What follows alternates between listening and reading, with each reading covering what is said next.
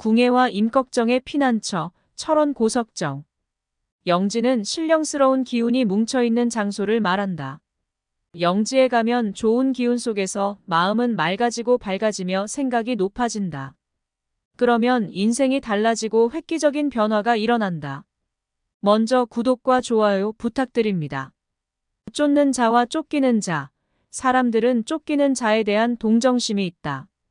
인생이 고해라고 할 때 이 고해는 뭔가 모르게 쫓기는 심정에서 연유하지 않나 싶다. 기업을 하는 사람들은 종업원 월급 날짜가 다가오면 월급 줄 돈 마련을 어떻게 해야 하느냐는 생각에 쫓기고, 서민들은 생활비와 각종 납부금 낼 생각에 쫓긴다. 50대의 월급쟁이는 언제 내가 조직에서 쫓겨나는가 하는 초조함에 쫓긴다. 땅덩어리가 큰 나라인 미국과 중국이 좋은 점이 있다면 쫓길 때 도망갈 구멍이 많다는 점이다.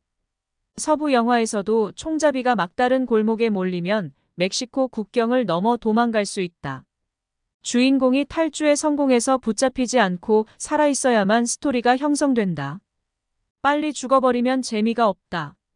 중국도 마오쩌둥이 부하들을 이끌고 1만 5천 킬로미터의 대장정을 할 수 있는 넓은 대륙이 있었기에 홍군이 장제스 군대에 붙잡히지 않고 살아남을 수 있었다.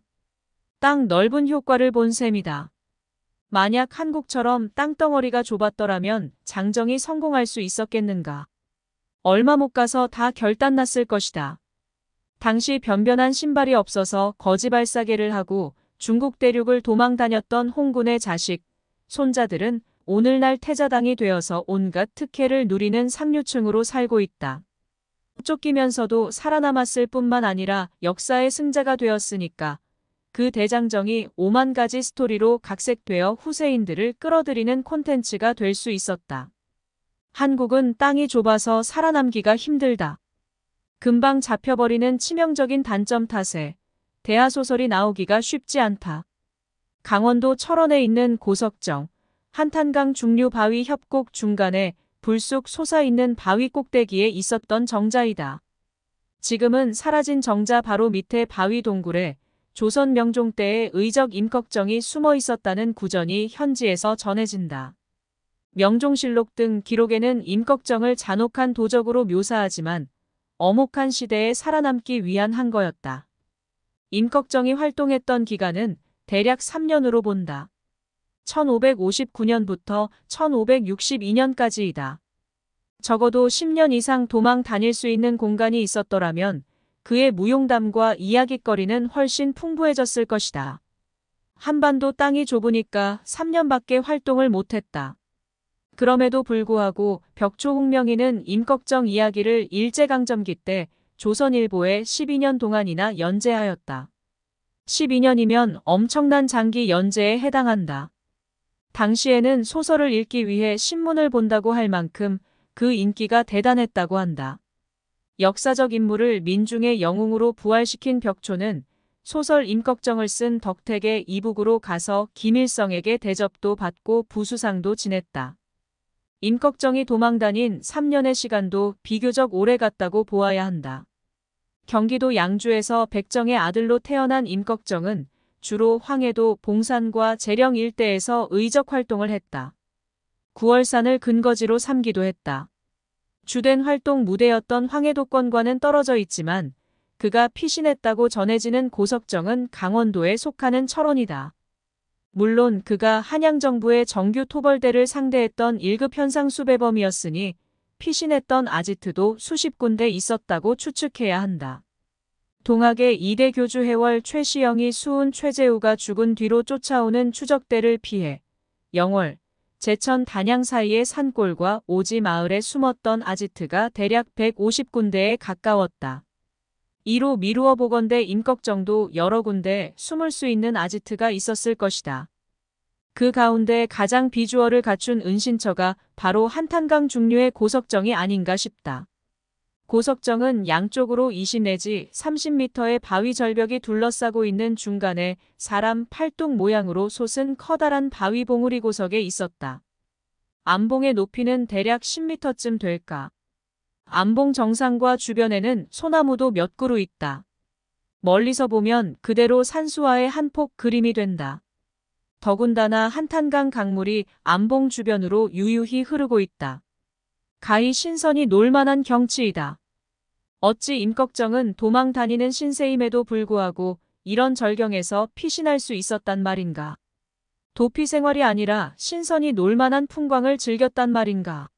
한편으로는 쫓기는 자의 불안감이 있었겠지만 한편으로는 주변 풍광을 최대한 즐기자고 작심한 측면도 엿보인다. 주관적으로는 불안이지만 객관적으로는 풍요이다. 신선히 놀만한 풍광은 몇 가지 조건을 갖추고 있다.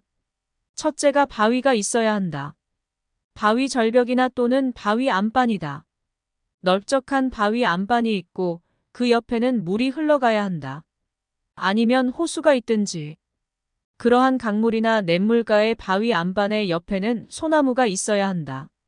수백 년 된 소나무가 휘어져서 그 안반을 향해 우산 같은 형상을 하고 있으면 금상첨화이다. 그 다음에는 하늘에 달이 떠야 한다. 음력 14, 15, 16일이 좋다. 달에서 나오는 에너지를 받아야 체험 보양이 된다. 달의 에너지가 음기이니까 이 음기를 받아서 양기에 도움이 되도록 하는 것이다. 양기만 성하고 음기가 부족하면 균형이 깨진다. 성질 급하고 저돌적인 스타일은 달의 기운을 받는 것이 좋다. 바위 안반에서 지구자력 에너지인 불 기운을 받고 이를 식혀주는 수기운을 강물에서 받고 소나무를 보며 인문학적인 풍류를 느끼고 달을 보면서 감정을 순화한다. 고석정은 이러한 네 가지 조건을 모두 충족하는 포인트로 보인다. 전국 명산의 계곡을 다니다 보면 이런 네 가지 조건을 갖춘 곳은 거의 옛날 신선이나 도인, 학자들이 놀았다는 일화가 전해진다. 영지가 지닌 미학이다. 도적의 괴수였던 임꺽정이 풍류를 즐길 줄 아는 어떤 바탕 또는 안목이 있었는지도 모르겠다. 한 분야의 극단으로까지 가본 사람은 다른 분야에도 자연스럽게 눈이 떠진다. 하나가 터지면 다른 것도 터진다. 대도이자 의적이었던 임꺽정은 예술적 미학에도 눈을 떴을 가능성이 크다. 역사를 거슬러 가보면 고석정은 옛날부터 알려진 곳이었다. 신라 진평왕과 고려, 충수광이 바위 정상에 있었던 정자에서 논일었다는 기록이 있다. 왕들이 와서 놀았다는 기록이 남아있는 것으로 보아 고석정의 풍광은 꽤 소문났던 곳이었다.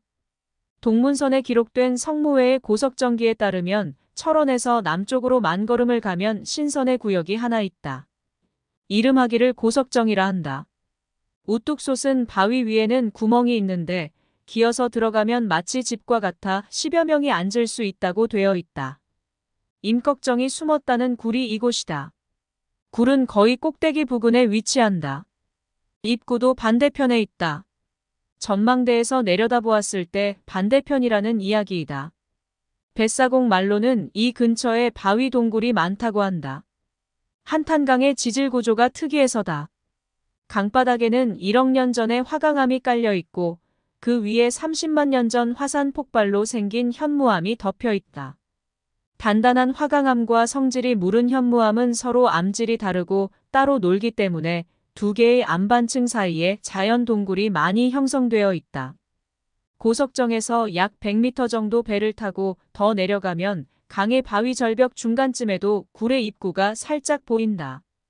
여기도 입구는 기어 들어가야 할 만큼 작은데 들어가면 수십 명이 피신할 수 있는 공간이라고 한다. 그 동굴 안에서 깨진 그릇 같은 게 발견되었다는 것으로 보아 난리통에 사람들이 숨어 있었던 공간으로 추측된다. 이 동굴들은 현지인이 아니면 도저히 알아내기 힘든 위치에 있다. 서너 시간 고석정 주변에서 머물다 보면 강한 에너지가 몸으로 들어온다. 여행의 피로를 풀어주는 암기이다. 게다가 강물이 흐르고 있으니 음향이 알맞게 버무려져 있는 셈이다. 성무회가 우두커니 앉아있으려니 깊은 생각마저 끊어져 해가 지는 것도 알지 못하였다고 찬탄한 고석정.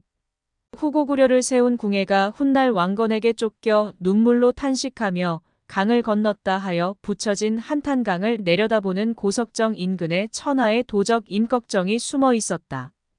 구독과 좋아요 부탁드립니다.